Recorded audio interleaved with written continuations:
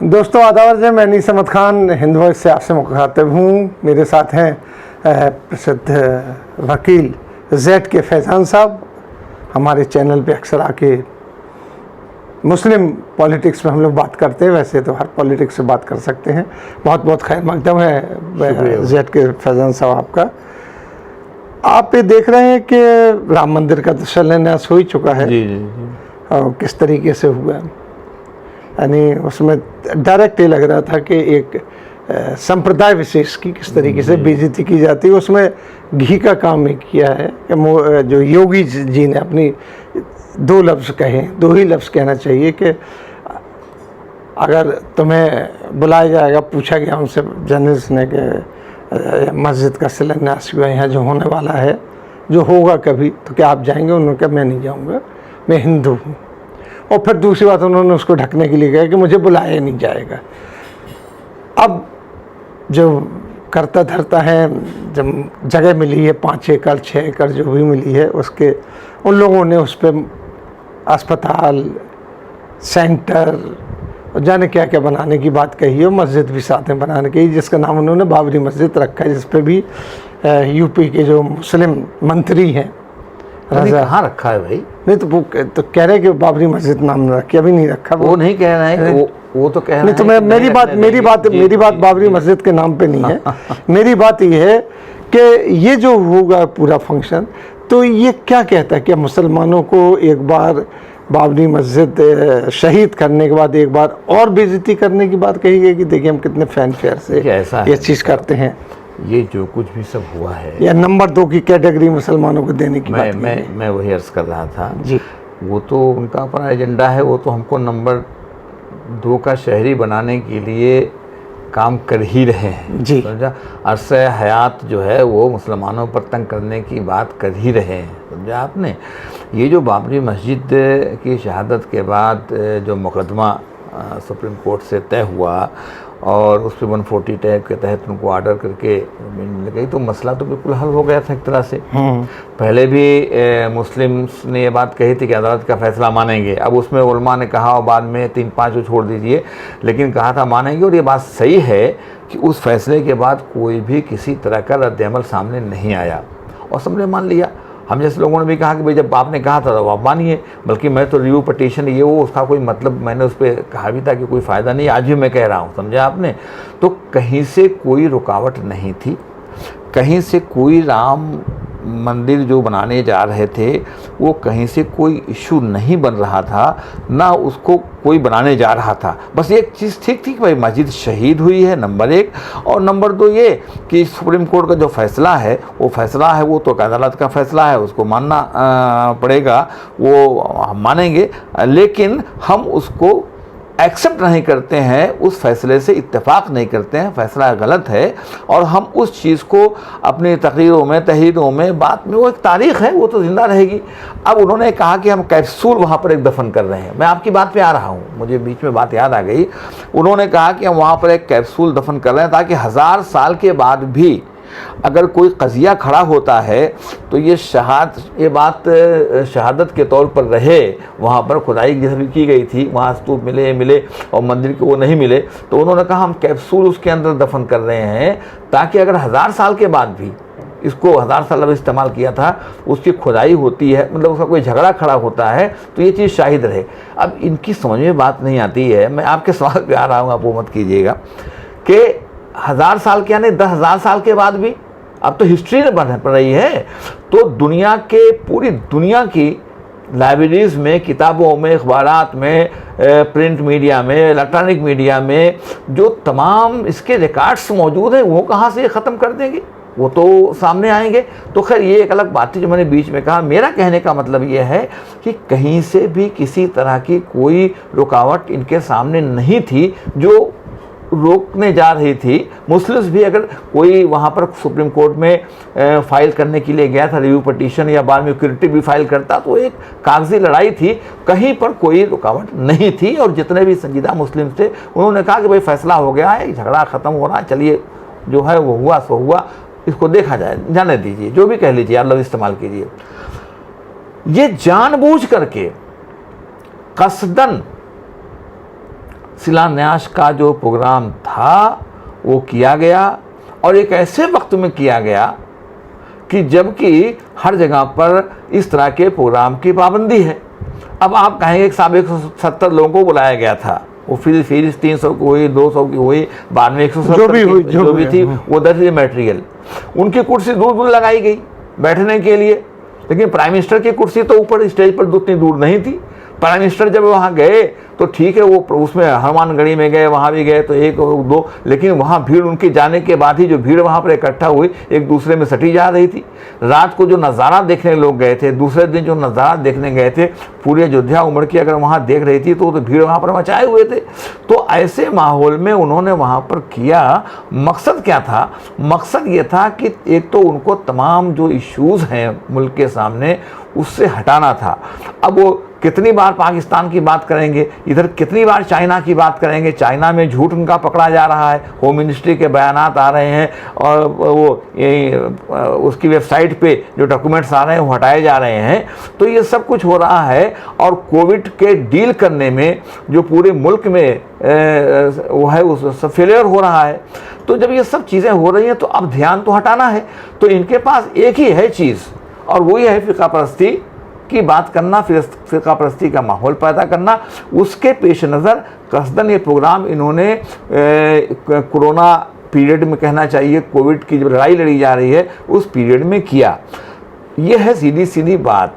और वहाँ पर प्रोग्राम करने के बाद अब ये दंडवत प्रोग्राम करना, भाई ठीक है, वो मज़हब का एक हिस्सा हो सकता है, लेकिन वो वज़ीर आज़म है मुल्क के। दूसरी जगह पर पूरी दुनिया में देखने वाले क्या इंप्रेशन लेंगे? अब आप ये मजहबी फरीज़ा अपनी जगह पर, लेकिन इंप्रेशन क्या लेंगे?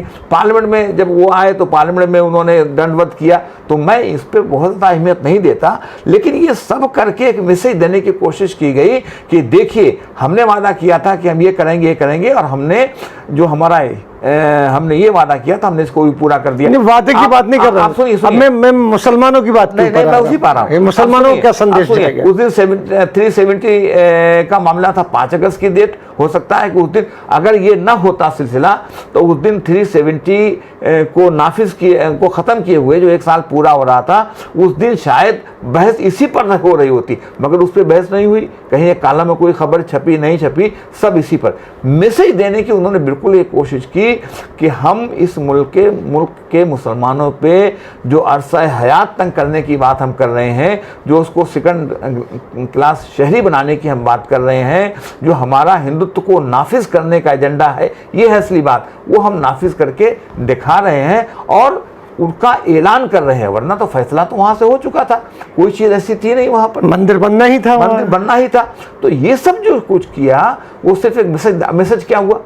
प्राइम मिनिस्टर जा रहा है ना, वो एक हम, अगर उनको मंदिर बनाना ही था, काम शुरू करना था। नहीं, प्राइम मिनिस्टर की बात, एक बात मेरी मैं सुनूंगा आपकी। प्राइम मिनिस्टर भी है और जो चीफ मिनिस्टर वो भी नेशनल पर्सनैलिटी हो गया, और वो कह रहे हैं कि पूरे अब उसमें दिवाली होना चाहिए। और प्राइम मिनिस्टर अगर हमने 500 साल की लड़ाई जीती। मेरी बात सुनिए, मैं वही बात कहने जा रहा हूँ आपसे कि अब उन्होंने वहां पर, अब देखिए पहली बात तो जब चीफ मिनिस्टर जाएगा, प्राइम मिनिस्टर जाएगा, तो वो सारे एक्सपेंसेस जो हैं वो सरकार के जिम्मे आ गए।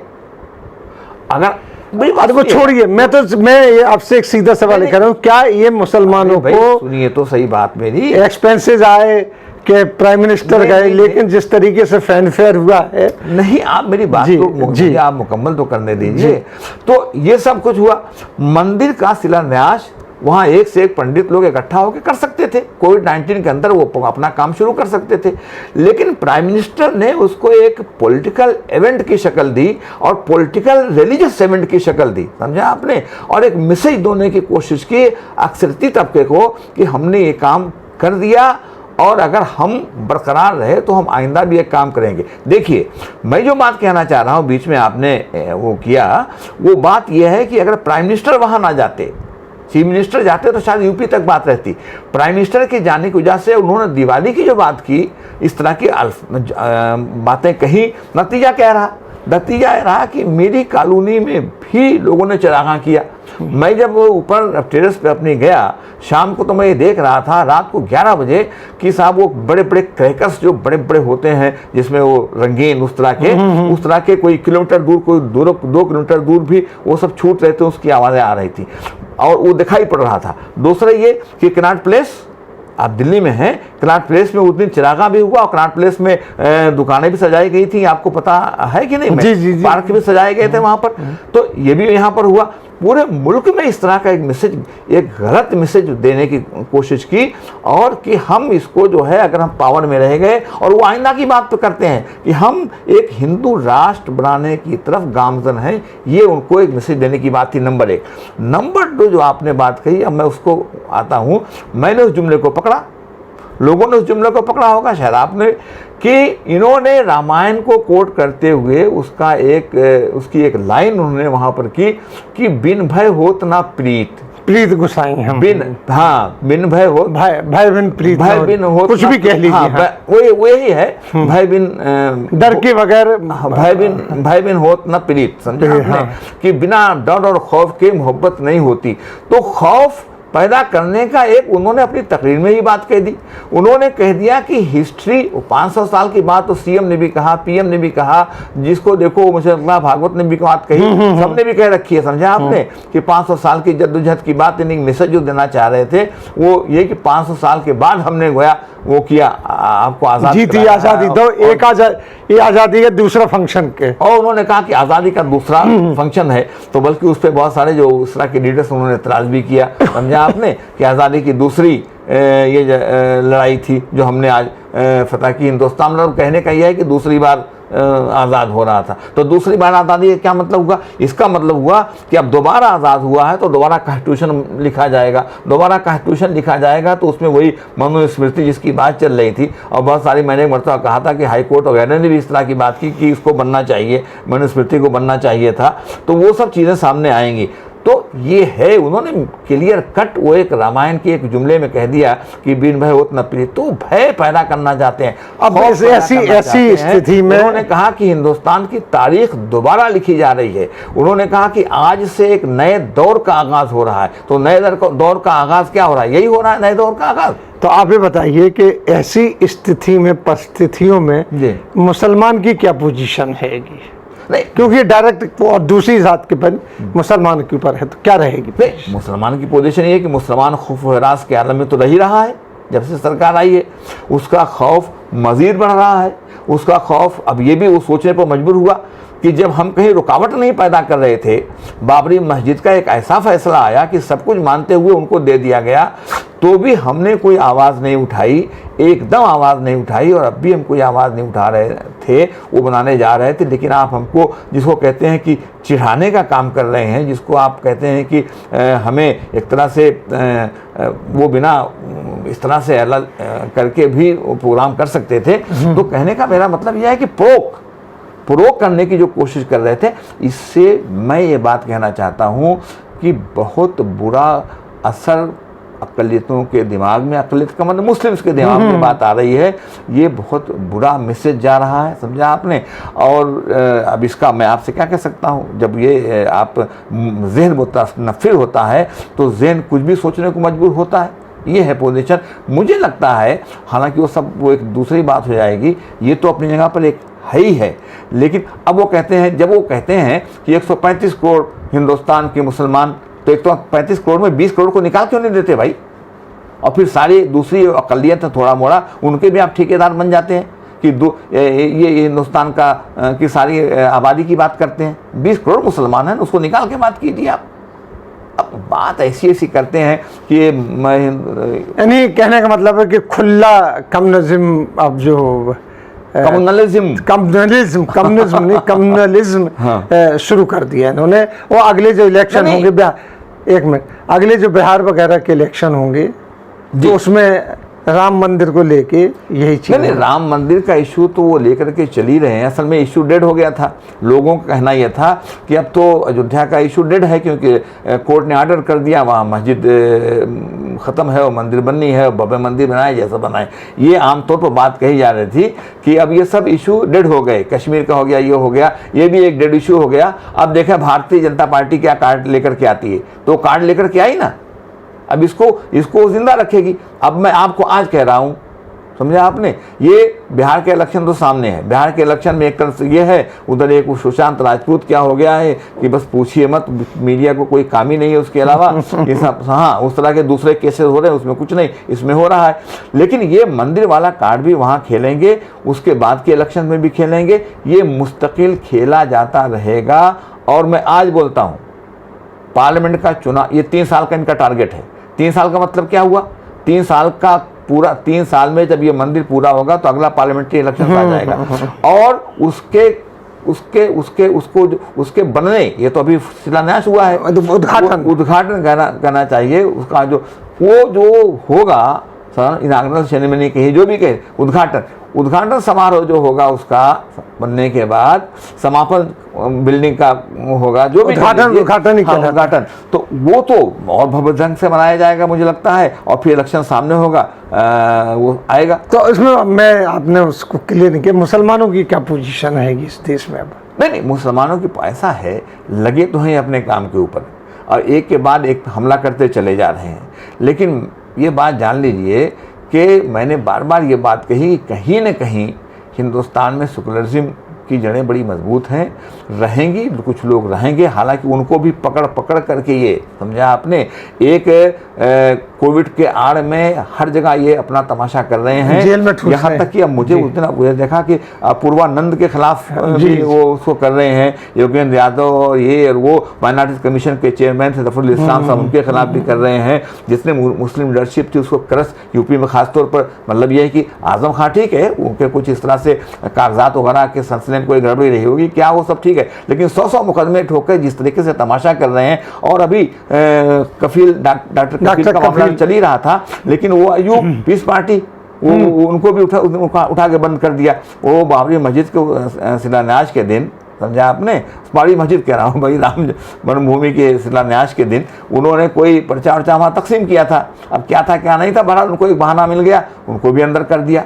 लेकिन अब उनके भी सोचने की बात है, कुछ नहीं करने पर भी आप अंदर जा रहे हो, तो फिर तो देखिए, मैं बता दूं आपसे मैं क्या देखता हूं। और मैं आप सवालों का, अगर 2 लफ्जों में बताइए, अपने सवालों का जवाब चाहते हैं, तो मैं ये देख रहा हूं कि आने वाले दिनों में हिंदुस्तान में एक बहुत बड़ा आंदोलन होने वाला है, और वो आंदोलन एक डिसिसिव आंदोलन होगा। मैं समझता हूँ कि ये शिलान्यास की तो एक बात है, 20 करोड़ मुसलमानों की बात है, लेकिन हिंदुस्तान में जो दूसरी कौमें का दूसरे लोग हैं, कहना चाहिए जो हिंदुस्तान की पूरी आबादी है, भक्तों को छोड़ करके वो सब इफेक्टेड होने जा रही है। बहुत सारे इश्यूज मुल्क के सामने हैं, 1 झूठ 2 झूठ, 1 गलत बयानी 2 गलत बयानी, इससे काम नहीं चलने वाला कि आप कोई सवाल नहीं पूछें। आप कोई कहते हैं प्राइम मिनिस्टर की बात को नहीं मानेंगे, अरे क्यों नहीं मानेंगे भाई, ऐसा कहते हैं, क्यों माने हम? प्राइम मिनिस्टर जब मुस्तकिल आके गलत बयानी से काम करेंगे, ये किस कॉन्स्टिट्यूशन में लिखा है कि उनकी बात को मानेंगे? तो मैं ये देख रहा हूँ कि लोग सड़कों पर आने के लिए मजबूर होंगे, और जिस तरीके से तमाम हो रहा है मुल्क में, मैं समझता हूँ कि ये मुल्क को डिक्टेटरशिप की तरफ ले जाना चाहते हैं, 1 पार्टी सिस्टम की तरफ ले जाना चाहते हैं, हिंदू राष्ट्र नाफिज करना चाहते हैं, अक़लियतों ख़ासतौर पर मुसलमानों की बात करता हूँ, उनको क्रश करके रखना चाहते हैं, सेकंड क्लास का सिटीजन बना के रखना चाहते हैं। ये इनका एजेंडा है, एजेंडे पर गामजन है, उस पर काफ़ी हद तक कामयाब भी हो रहे हैं, लेकिन ये पूरी हद तक कामयाब नहीं हो पाएंगे, और ये वक्त आएगा कि लोग सड़कों पर आने के लिए मजबूर होंगे। मैं खाली यही कहूँगा कि वो बहुत बुरे हालात होंगे, वो दिन ना आए, मैं इसी की उम्मीद करता हूँ कि ऐसा अभी भी इनको अक्ल आएगी और शायद कोई कदम उठाए। बहुत बहुत शुक्रिया ZK फैज़ान साहब आपका, आपने अपनी बात बहुत अच्छे तरीके से रखी कि एक कम्युनिटी के लिए एक बहुत बड़ा चैलेंज आने वाला है पूरे देश में। इसी के साथ हम विदा लेते हैं, अगले अंक में फिर ZK फैज़ान साहब के साथ हाजिर होंगे।